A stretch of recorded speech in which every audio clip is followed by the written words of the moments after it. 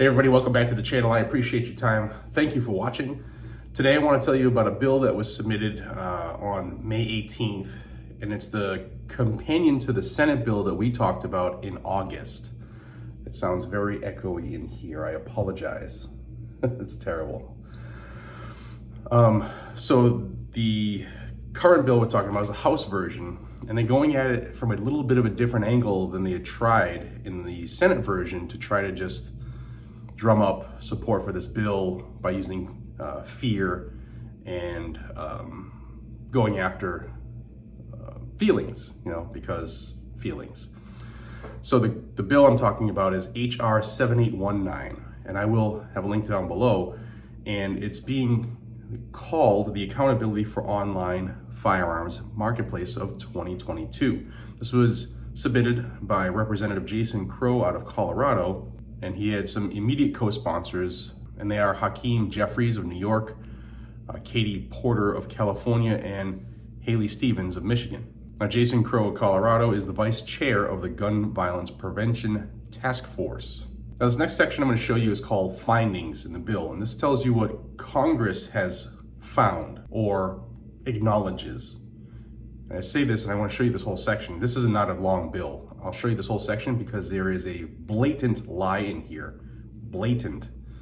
But they're going after your feelings. So here on the screen you can see it says Congress finds the following. The first one, the core purpose of Section 230 of the Communications Act of 1934, which is 47 U.S.C. 230, commonly known as the Communications Decency Act, is to provide a specific protection for online platforms acting as good Samaritans to stop online abuse. Specifically, Section 230 states that providers of interactive computer services will not be treated as publishers or speakers of user-generated content. In turn, the provision entrusted providers to act as good Samaritans to police their platforms by blocking and screening offensive content. Section 230 bars action that holds providers liable as publishers of third-party content, but the statute is irrelevant to claims unrelated to such publications. If a claim does not treat the defendant as a publisher, then Section 230 should not apply. However, the courts have interpreted Section 230 as providing sweeping immunity for a broad array of providers, including providers alleged to have facilitated violations of criminal laws online. The interpretation is overly broad and discourages the self-policing that Section 230 intended to incentivize. In Daniel versus Armslist, the Wisconsin Supreme Court read Section 230 to bar claims against an online firearms marketplace. The court's decision swept so broadly as to cover websites designed to encourage and facilitate firearms trafficking in violation of Chapter 44 of Title 18 of the U.S. Code.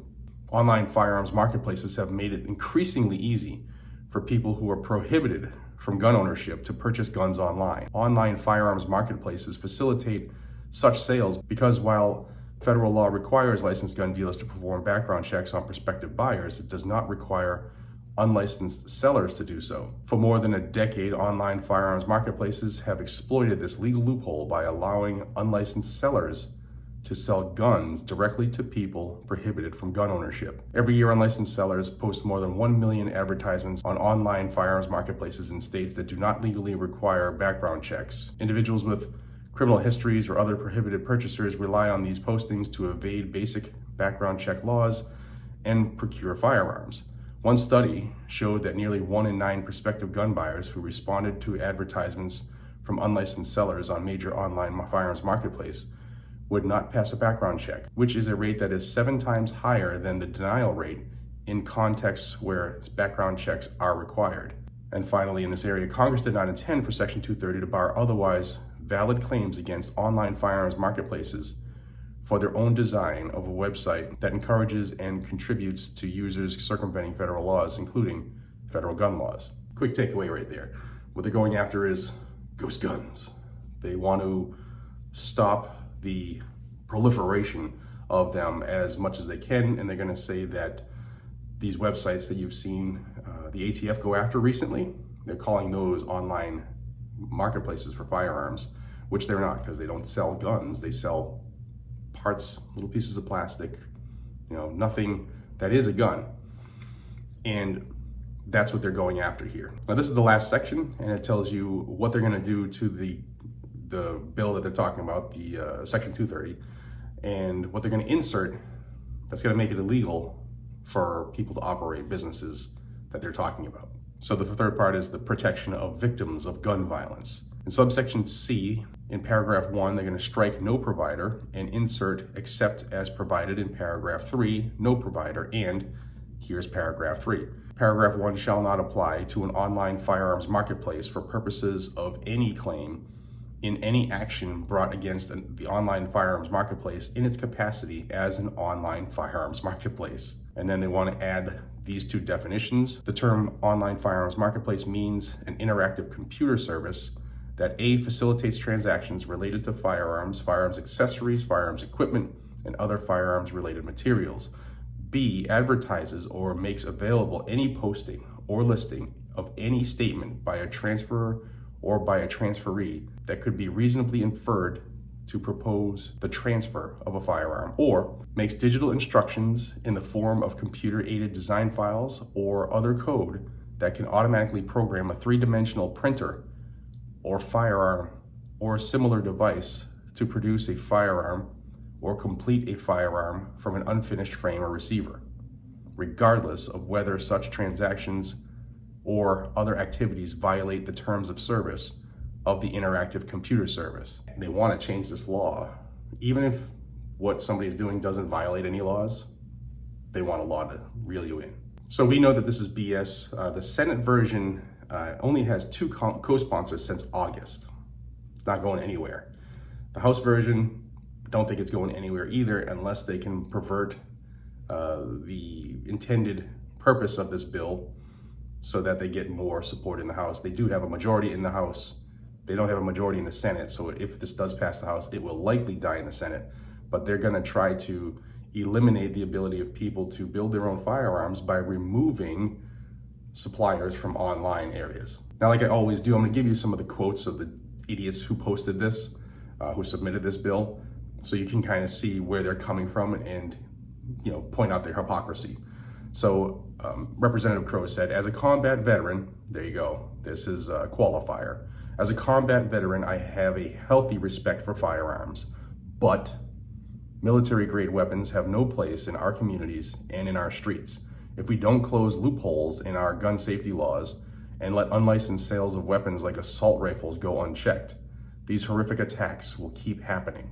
As a vice chair of the Gun Violence Prevention Task Force, I'm proud to join my colleagues in introducing another key pillar in a slate of common sense reforms to protect our families and put a stop in the gun violence epidemic. You know what? I don't even want to read the rest of that crap, to be honest. But it is backed by Everytown for Gun Safety, the Brady Group, and the Giffords Group. So that's where they're getting their money for it, obviously. Now, I'll have a link to my video from August about the Senate bill. And that was, I think that was Feinstein that submitted that. I gotta dig that up. And just to be aware, I don't think this is an immediate risk that we need to go crazy lighting up the phone lines, but we're gonna monitor it because they're throwing everything at the wall right now. So this, in order to see what will stick. And this isn't one that we want to stick, but we'll keep our eyes open here on our end doing the research. And if you'd like to stay in the know, please hit that subscribe button down below and help the channel get to its goal of 500,000 subscribers. We're close, we're really close. YouTube does not like to let channels grow when they post truth, specifically about the Second Amendment. So if you would like to see the continued growth of the channel and you're not subscribed, please do. Please come to the dark side of freedom. Until we see each other again, everybody, please be safe, stay vigilant, and carry a gun to keep you, your friends, your family, your community safe. And especially if you're here in Houston at the Convention Center. Today is the last day of the annual meetings, and the protesters did dwindle. There was about 1,500 would be my estimate from day one at its peak. They weren't a lot yesterday, but today is the last day.